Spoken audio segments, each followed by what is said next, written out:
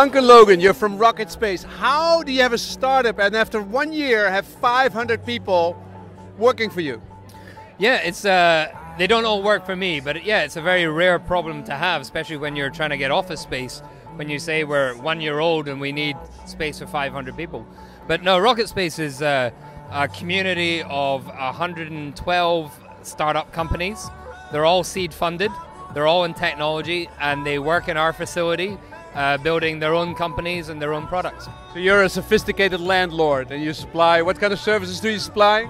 Yeah, I mean, we see ourselves as an accelerator. So the first most obvious thing is we provide all the office services. So space and furniture, connectivity, kitchens, tea, coffee, you know, printing, all the rest of it. Yeah, but you also throw parties here in South by Southwest, which is big. You have Microsoft involved. So how do you get in 1 year 120 companies to move into your place and get all these connections to all these big guys here? I had beer companies, Microsoft. Yeah, so the starting point is we are very selective about the companies who get in, and technology companies. Yeah, so very selective, and in 1 year you have 120 companies.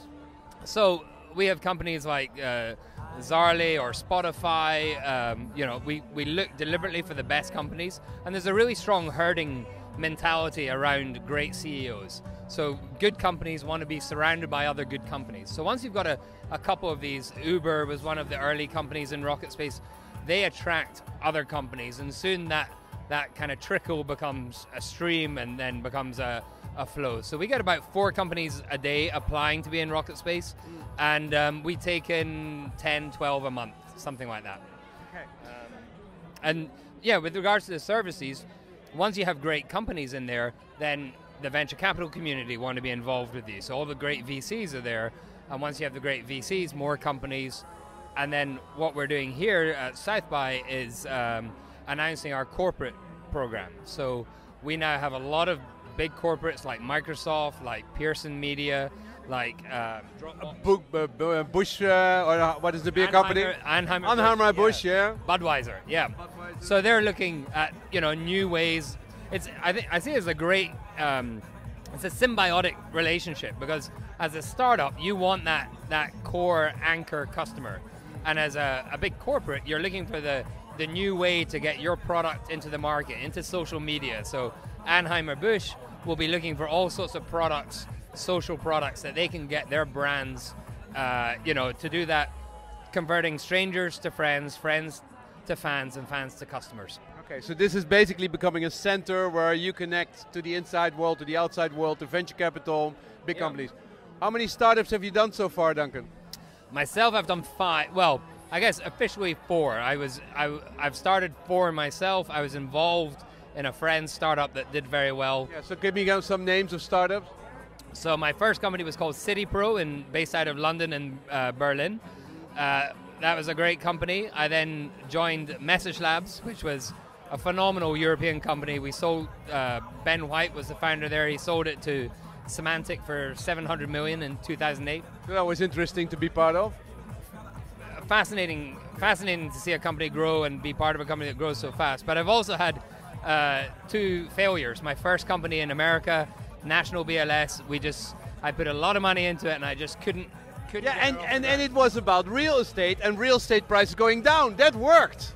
Well, yeah, I mean, the idea was that if for the last 10 years, demand has been chasing supply. So real estate prices have gone up in America, and we took the opinion that for the next 10 years it was going to be the opposite. Yeah. So we were trying to create a directory of, instead of all the properties for sale, we're trying to create a directory of all the people looking to buy.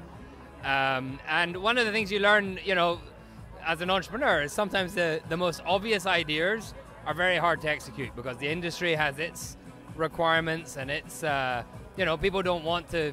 And timing is everything. Timing. I mean, we've been so you had your failure. So this one is working. So far it's going very well. Yeah. What does a startup pay to be part of to be inside Rocketspace? So the basic model for what they're paying is per person per month. So it's how much? Office as a service. Its average is about $650 per month per person. Yeah. But if you longer term and bigger companies, there's discounting levels. Yeah. Okay. But it's And roughly that, about and you throw in all this connection to the outside world. That's Everything's part all of it. inclusive. Everything's all inclusive because as a startup, the last thing you want to be is nickeled and dimed for printing or. Okay, so give me 3 names of companies which are of this 120 which you think we'll hear of in the next year. Ooh, see, giving you 3 names is. 3 names out of 120. That's very tricky. It's- Just which are on your brain. Okay, so I would say 3 exciting companies at the moment. Click, who CLIC. CLIK. They're a very early company. What did they do? They are doing a way to take any media from your phone and put it on any internet-connected screen. So you literally play your phone and say, I want to play it on that screen, and they have a very clever way of doing that. I think So what Apple does with Apple, they want to do with everything else. they're platform agnostic. Yeah. So very cool. Click. Click. Okay.